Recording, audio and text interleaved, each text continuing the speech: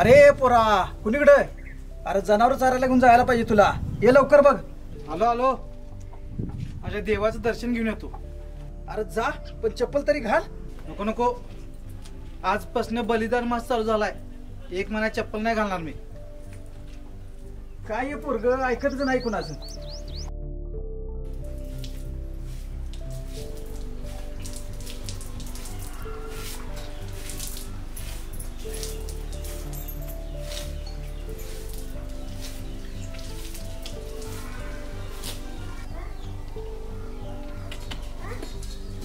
अरे सूर्या, दुकानात जाऊन मंडळाच्या खात्यावरून तेल आणि अगरबत्ती घेऊन येत जा. हा थांब, एवढं काम होतं जातो.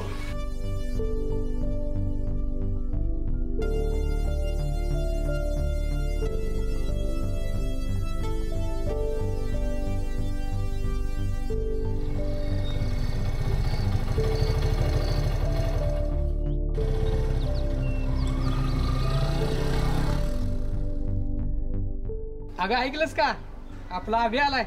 जरा बाहेर ये. पप्पा कसे आहात आणि आई कुठे आहे? मी मस्त आहे रे. वाटेत तुला काही प्रॉब्लेम नाही ना? नाही नाही काय नाही झालं. आई कशी आहेस? मी बरी आहे बाळा, पण तू कशाने एवढं खराब झालायस? काही खात पित नाहीस वाटतं. खातोय की.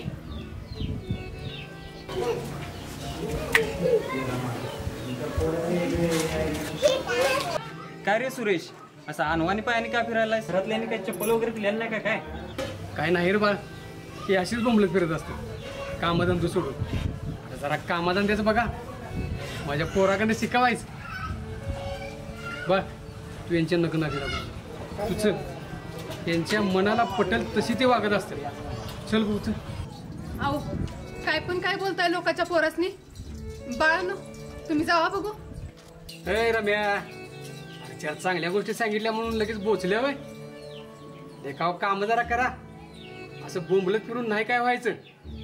कामा जायला लागतंय म्हणून ही अशी नाटकं करायची, वर्गणी गोळा करायची, पैसे उकळायचं, हेच चाललंय तुमचं. हो काका, तुम्ही आम्हाला समजवताय याच्याबद्दल काय नाही. आणि पहिली गोष्ट, आम्ही असली नाटकी करत नाही. आम्ही अनवाणी फिरतो ही आमच्या शंभूराजांना वंदन आहे. पण तुम्ही याला नाटकं म्हणताय सा, हे बरं नाही. आणि एक सांगा, महाराजांच्या काळी जर तुम्ही असता तर काय केलं असतं? महाराजांनी सांगितलेली आज्ञा मी पाळली असती आणि त्या आज्ञेसाठी स्वतःचा जीव पण दिला असता. तेव्हा मी पाहिजेच होतो रे. तेव्हा नाही जमलं, मग आत्ता काय होतंय? जीव द्यायचं राहू द्या, निदान त्यांना वंदन करून त्यांचे विचार तरी जपूया, गड किल्ले स्वच्छ ठेवूया. करायला गेलो तर सगळं काय होतंय. तुमच्यासारखे लोक ना काय करत नाहीत आणि करणाऱ्यांना उलटं बोलतात. म्हणून तुमच्यासारख्या लोकांकडे दुर्लक्ष करून आम्ही आमच्या राजांना वंदन करतो, बलिदान मास पाळतो, महिनाभर पायात चप्पल नाही घालत. कोण काय बोलतंय याच्याशी मला काही घेणं देणं नाही. आम्ही आमच्या राजासाठी जे काय करू शकतो ते करू. तुझ्या चल रे, बस कर आता. गप्प काय मर्दा, या लोकांचं दरवेळीच आहे. तुम्ही काय करत नाही, आम्हाला तर करू द्या. आम्हाच नाही कामाच त्यात जरा सुधी वेळ नाही तर कुणासाठी आणि कशासाठी एवढ्या वेदना सहन केल्या माझ्या राजाने? साधा पायात काटा घुसला तर डोळ्यातून पाणी येत नाही. मग एवढ्या असह्य वेदना माझ्या राजाने कशा सहन केल्या असतील? त्या वेदना जर सहन केल्या नसत्या तर आता काय परिणाम झाले असते कल्पना सुद्धा करवत नाहीये. मग हे सुरेश, असू दे बाबा, जा. हे रम्या घेऊन जायला जातो. पण एक सांगतो, बलिदान मास पाळत नाही सा, निदान पाळणाऱ्याला तर काय बोलू नको. आणि हो, व्हॉट्सअपला स्टेटस ठेवून मावळा होत नाही. आणि शिवाजी महाराज त्यांच्यासमोर नाचून नाही तर वाचून समजतात. चला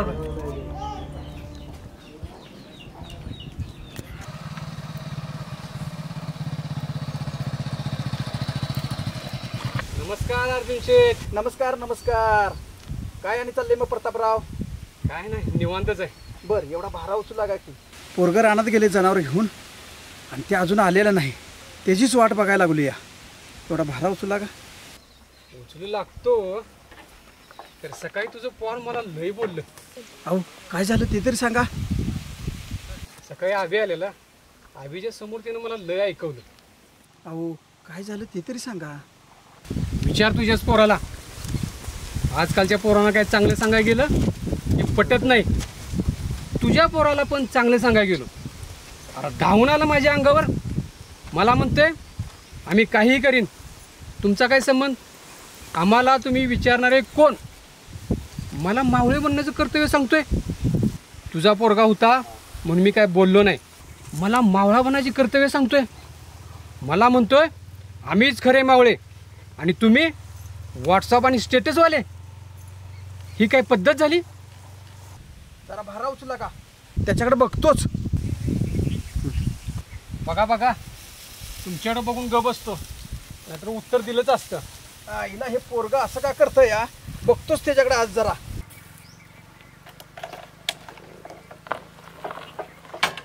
सूर्यलेखा, मला शिकवत होतास, आता शिकव तुझ्या बाला.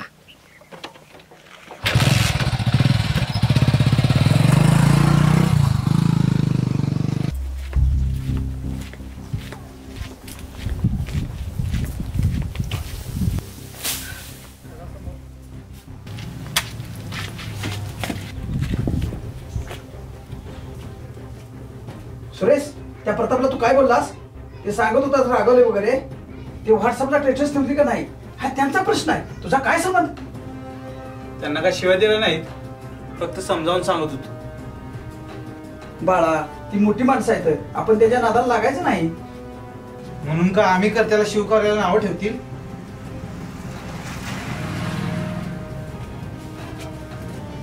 म्हणून काय अंगावर असेल का त्याच्या?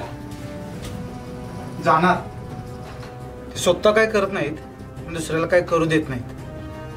एकेकाला स्वतःसारखा सरळ करतो आता.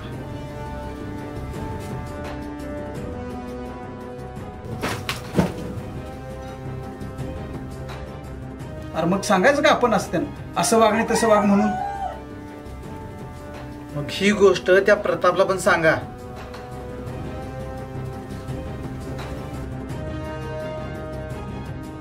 बाळा, तो अभिव त्याच्यासारखं बन, 4 पैसे कमव, वेळ वाया घालवू नकोस. बाकीचे पोरं काय करतात बघ आणि आपण काय करतोय. जनावर सांभाळत एखाद्या भरतीचा प्रयत्न कर आणि मंडळात बसून पोट वगैरे काय भरत नाही. सगळीच पोरं बलिदान मास पाळत असतील का? जयंती वगैरे साजऱ्या करत असतील का? मग तू काय एवढं करत आहेस जसं काय कुठं बक्षीस मिळणार असल्यागत?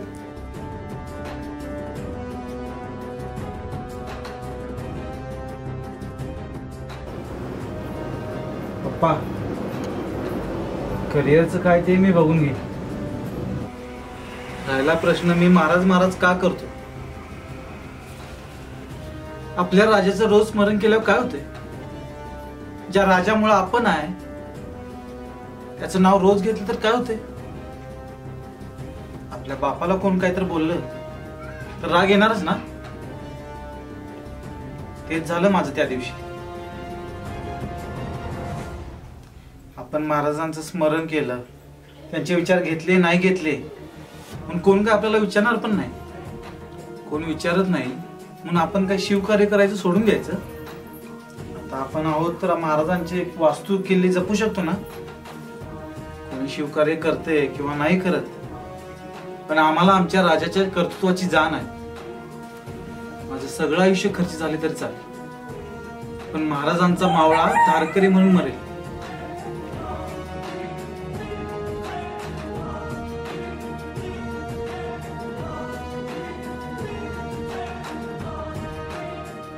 खुळा होशील महाराजांच्या मुळे. आधी करिअर कर, लोक काय पोसायला येणार नाहीत. जर परत मोहिमेला गेलास तर गाठ माझ्याशी आहे. काय मिळतं मोहिमेला जाऊन? नाही ते करता या पोरांच्या नादानं पर वाया गेलास. पप्पा, बोल की बाळा. पप्पा एक सांगायचं होतं तुम्हाला. मला एक 1.5 लाख रुपये पाहिजे होते. कशाला रे? मला ते स्पोर्ट बाईक घ्यायचे. अरे घेऊया की नंतर. अगोदर उसाचं बिल तर हातात येऊ दे. किती शिल्लक राहतात बघूया आणि मग ठरवूया की कुठली गाडी घ्यायची तुला ती. त्यानंतर बिनंतर काय नाही, मला 3च दिवसात पाहिजे. अरे एवढी गडबड कशासाठी? तुला देतो म्हटलं ना मी. उसाचं बिल तरी हातात येऊ दे की. ते काय मला माहित नाही. तिकडे तुम्ही शेती का, पण मला गाडी पाहिजे. अभि, काय बोलतोयस? काय कळतंय का तुला हे? हो कळतंय मला, पण प्रत्येक वेळेचं आहे यांचं. बाकीच्या पोरांच्या आई वडिलांनी त्यांच्यासाठी गाड्या वगैरे घेऊन दिल्या, पैसे वगैरे दिलेत आणि माझ्या वडिलांनी माझ्यासाठी काय केलं? आता पण काय केलं जाऊ माझ्यासाठी तुम्ही? माझं शिक्षण, माझी स्कॉलरशिप माझं मी केलं आणि नोकरी मिळवली. कशाला जन्म घेतला या घरात काय माहिती.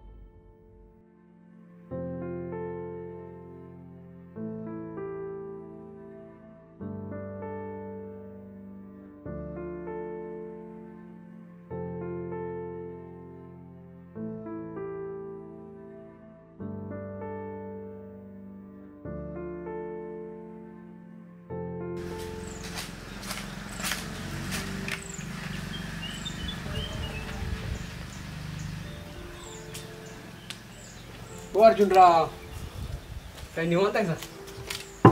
काय चाललंय रे तुमचं? काय ना, आम्ही पण निवांतच बघा. हा, मी ओरडलोय सूर्याला, परत नाही काय बोलणार तुम्हाला ते. मी चांगलीच त्याची कान उघडणी केली आणि मी उठायच्या आधीच ती ढोरं घेऊन गेले. अर्जुनराव, माफ करा ना मला. का हो, काय झालं? परवा जे काय घडलं त्यात चूक माझीच होती बरं का. काय? हो, त्याला बोललो उगीच मी. त्याची काही चुकी नसताना मी तुम्हाला चुकीचं सांगितलं आणि त्याच्या विरोधात मी तुमचे कान भरले. असू दे राव, झालं ते झालंच. तुमचा सुरेश आहे ना, कसाही असला ना तर त्याला परिस्थितीची जाणीव आहे. आणि एक आमचं पोरगं कधी हाताबाहेर गेलं काय कळलंच नाही बघा. गाडी घेऊया म्हणते, अहो उसाचं बिल तरी हातात येऊ दे. जेव्हा आपलं पोरगं आपल्याला विचारते माझ्यासाठी काय केलं, बाकीच्यांचे आईबाप बघा आणि तुम्ही बघा, म्हणजे आज पाहतो ह्याच्यासाठी जे काय केलं ते सगळं व्यर्थच ना. काय राव, कुठलाच न विचार करता मी सूर्याला लय बोललोय. आता बायको आली की माझं काय खरं नाही. चुकलं माझं, माझ्याकडे सगळं असून मी पडका झाला. सुरेशला सांगा मी असा म्हणत होतो. अहो, ते मोहिमेला जाणार होतं, मीच नको म्हटलंय त्याला. उद्या सकाळी लवकर जाणार आहे ते. पाठवा दिला, जाऊ दे. अर्जुनराव, सुरेश कसा जरी असला ना तर त्याला जाण आहे. अहो, शिवकार्य करायला सगळ्यांना नाही जमत. त्याचं काम पाहिलंय मी जवळ, खूप मनापासून करतो होतो. बरेच जण शिवजयंती आली की मावळे बनतात, पण सुरेशसारखा धारकरी असल्यामुळे आपली परंपरा टिकून आहे. आता वेळ काढून ही कोण नाही जपत. जे जपतात ना ते खरे मावळे. आणि खरं सांगू, तुमचा मुलगा कट्टर मावळा आहे, कट्टर मावळा.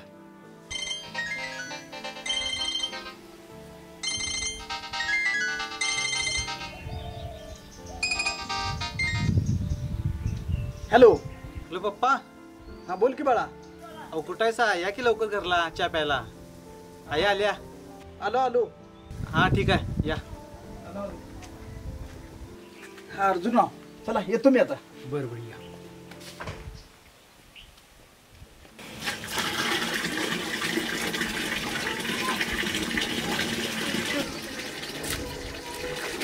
सुरेश, बाळा तू उद्या काय नेणार आहेस?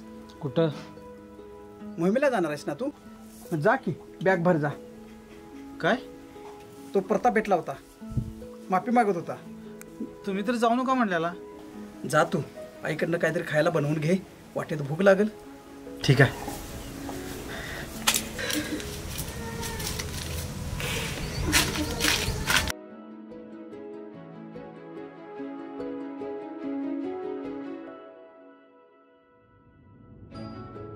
आई.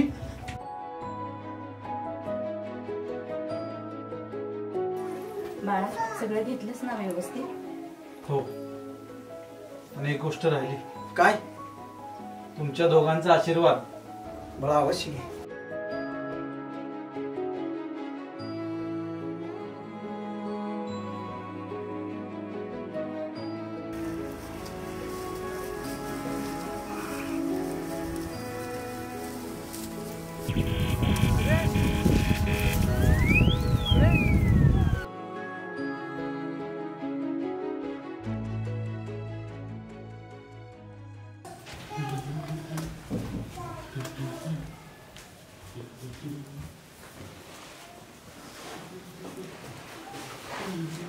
आई आई छान ग.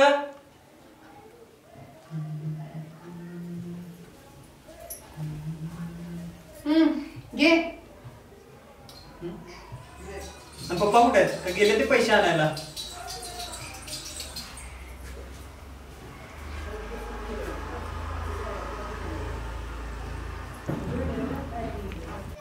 हे घे पैसे.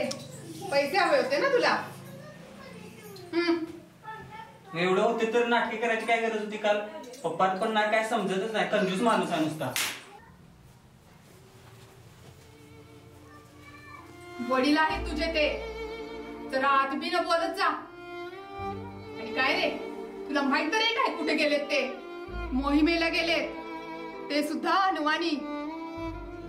आणि या पैशांसाठी परवा काय काय बोललायस, कसं वागलायस, आठवतंय का जरा काही? जरा तरी लाज वाटते का जीवाला? स्वतःच्या बापाला प्रश्न विचारतोस काय केलं माझ्यासाठी म्हणून? स्कॉलरशिप मिळाली, नोकरी लागली, 4 पैसे मिळाले तर लगेच हवेत उडायला लागलास काय? अरे तू आजारी असलास की तुझ्या बापाची काय तगमग होत होती ना ते मला माहित आहे. आणि तू बापाला विचारतोस काय केलं माझ्यासाठी म्हणून? तुझ्यावर तर संकट टळावं, तुझी सगळी स्वप्न, तुझ्या आशा आकांक्षा पूर्ण व्हाव्यात म्हणून रोज भर पावसात 5 किलोमीटर चालत मंदिरात जात होता तुझा बाप.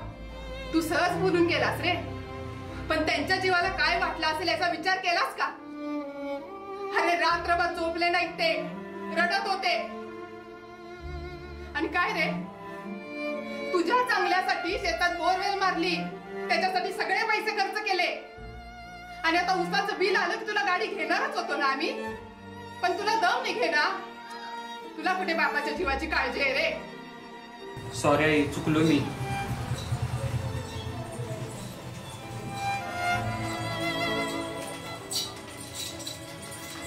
अरे मला सॉरी म्हणून काय उपयोग? ज्यांना सॉरी म्हणायला पाहिजे होतं त्यांना तर नाराज करून घालवलंस तू. अरे काय वाटलं असेल त्यांना? मुलं म्हणजे म्हातारपणाचा आधार असतं. आपलं कसं व्हायचं म्हातारपणात हा असा मुलगा असल्यावर? तू त्या दिवशी एकदा जरी माफी मागितली असतीस तर त्यांनी माफ केलं असतं तुला. आता सुद्धा माफ करतील, पण आयुष्यभर तू जे काही बोललायस त्याची खंत मानत राहणार आहे त्यांच्या.